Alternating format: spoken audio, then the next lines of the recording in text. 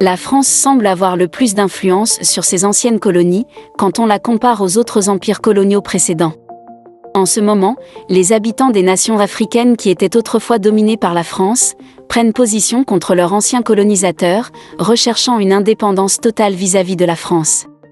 Une question se pose du coup, quelles actions ou activités actuelles de la France, qui ont entraîné ce ressentiment généralisé ? La première ministre italienne Giorgia Meloni a longtemps fait la lumière sur les méfaits présumés de la France, et au lendemain du coup d'État au Niger, certains de ses propos ont reçu une attention particulière. La première ministre Giorgia Meloni a exprimé à plusieurs reprises son inquiétude face aux mauvais traitements infligés aux Africains par la France. Elle a constamment réprimandé la France pour son exploitation présumée des ressources des nations africaines.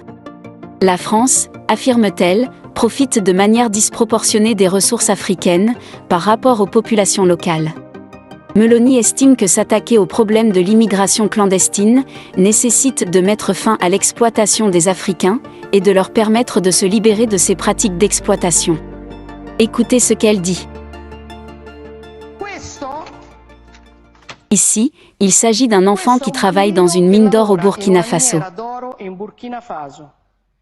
Le Burkina Faso est l'un des pays les plus pauvres du monde. La France imprime de la monnaie coloniale pour le Burkina Faso, qui possède de l'or. En contrepartie, les Français exigent que 50% de tout ce que le Burkina Faso exporte finisse dans les caisses du Trésor français. L'or que cet enfant descend dans un tunnel pour extraire finit majoritairement dans les caisses de l'État français. Donc, la solution n'est pas de prendre les Africains et de les amener en Europe, la solution est de libérer l'Afrique de certains Européens qui l'exploitent et de permettre à ces gens de vivre de ce qu'ils ont. Emmanuel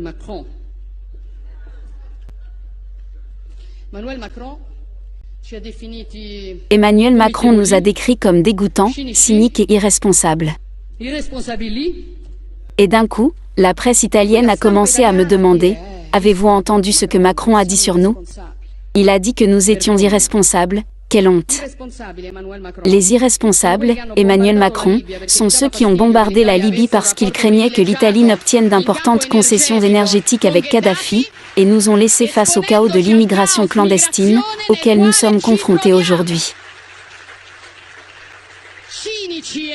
Les cyniques, Emmanuel Macron, sont les Français qui envoient la gendarmerie pour renvoyer tout immigré tentant de franchir la frontière à Ventimiglia. Et surtout, et parce qu'il faut bien dire, dégoûtante est la France qui continue d'exploiter l'Afrique en imprimant de l'argent à 14 pays africains, en leur faisant payer des frais monétaires, et par le travail des enfants dans les mines et en extrayant les matières premières, comme c'est le cas qui se passe au Niger, où la France extrait 30% de l'uranium dont elle a besoin pour faire fonctionner ses réacteurs nucléaires, alors que 90% de la population nigérienne vit sans électricité. Ne viens pas nous donner des leçons, Macron, les Africains abandonnent leur continent à cause de toi.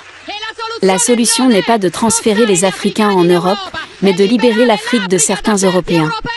Nous n'accepterons pas de leçons de votre part, est-ce clair ? Quel dommage France!